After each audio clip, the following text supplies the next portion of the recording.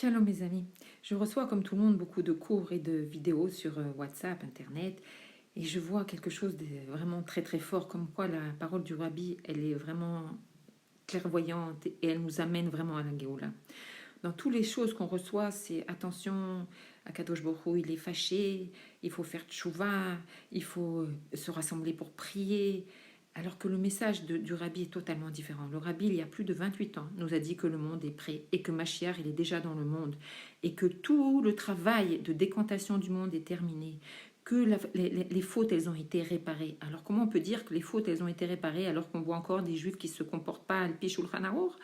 Le Rabbi de nous expliquer que le peuple juif, c'est comme un grand corps et que tout le travail qui a été fait de la création du monde jusqu'à aujourd'hui a été de décanter le monde et que le Rabbi a dit, et d'ailleurs c'est pas un hasard si ce fameux virus, il a commencé aux alentours de Yud Shvat, dans la 70e année de la Nessiou du Rabbi, et comme on a expliqué à ce moment-là que 70 c'était la shlemut du monde, c'est-à-dire que le monde il a été amené à sa perfection. Il y a quelque chose aussi qu'on doit dire, c'est que toutes les actions positives qui ont été faites depuis la création du monde ne peuvent pas être effacées, alors que toutes les choses négatives par la tchouva et par malheureusement les sacrifices de juifs, alors elles sont effacées. C'est-à-dire que le Rabbi l'a expliqué qu'avec tout ce qui s'est passé pendant la Shoah et que malheureusement on a continué à avoir des attentats et des choses horribles qui sont passées, ça nettoie le peuple juif. Et que comme les actions positives, elles sont jamais effacées, alors ça fait que le positif, il remporte de loin sur le négatif. Donc le Rabbi a déjà expliqué il y a plus de 28 ans que le monde est prêt, le monde est propre à recevoir Mashiach et que dans sa fameuse allocution du Kohar Nissan, du 28 Nissan, le Rabbi a dit qu'il avait fait tout ce qui était en son pouvoir pour amener le monde à la Géoula, que le monde il est prêt, que la seule chose qui reste, c'était notre galoute intérieure. Alors qu'est-ce que ça veut dire cette galoute intérieure? Le Rabbi nous explique que le monde est prêt, que maintenant, qu'est-ce qui change? C'est qu'on est une nouvelle identité. Ça fait drôle à dire ça, mais on est né pour la Géoula. Kadosh Baruch Hu, il a changé quelque chose en nous, bien qu'on ne s'en rende pas compte. Par le fait que Mashiach, il existe dans le monde et que son essence est dans le monde, elle a un pouvoir sur le monde. Et que l'essence de Mashiach, elle est déjà dans le monde. Ça veut dire quoi? Ça veut dire que si jusqu'à maintenant, c'était notre Nefesh Abahamid qui nous gouvernait, maintenant, c'est la Neshama qui se révèle. Mais nous, on n'a pas l'habitude que ça soit la Neshama qui nous révèle. Alors, on continue à vivre avec la Nefesh Abahamid, que c'est la Nefesh Abahamid qui nous domine.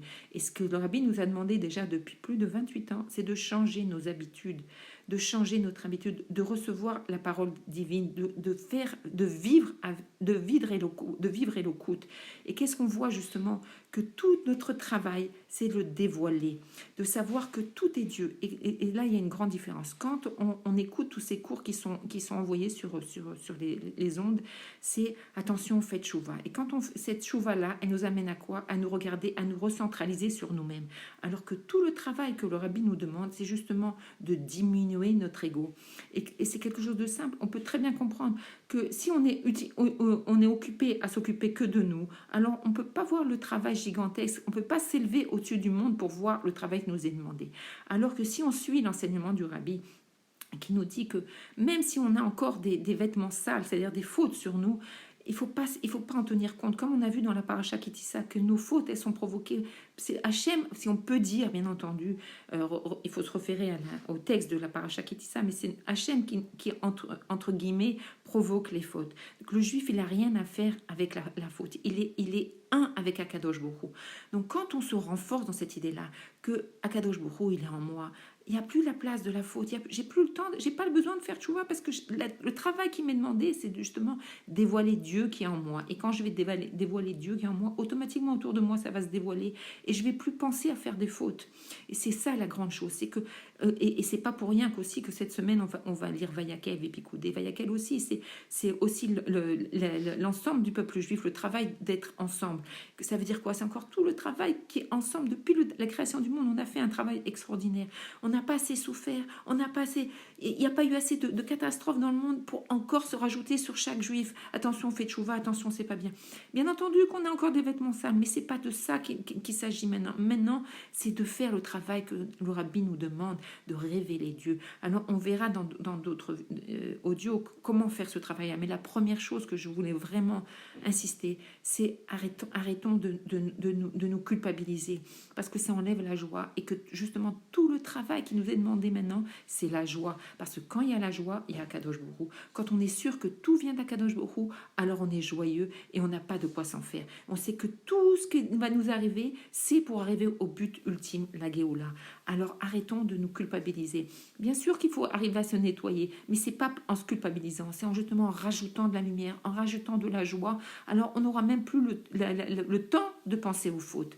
Et c'est ça le grand message du Rabbi, c'est l'accueillir dans la joie. Et comment on accueille un roi, c'est pas dans comme on a vu avec l'histoire de Mordechai, c'est pas dans un sac à jeûner et à faire tchouva. Non, c'est en faisant un grand michté, en reconnaissant que le roi arrive et se préparer.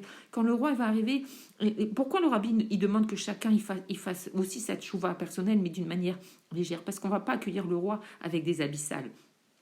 Ça viendrait pas à l'idée de tout le monde.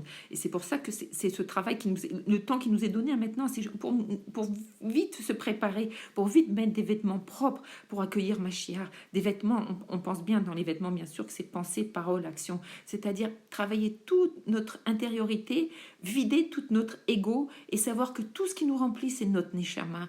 Et donner à manger à notre neshama. Étudions l'enseignement du Rabbi pour être enfin prêts à recevoir notre roi Mashiach. Yehi Amelech.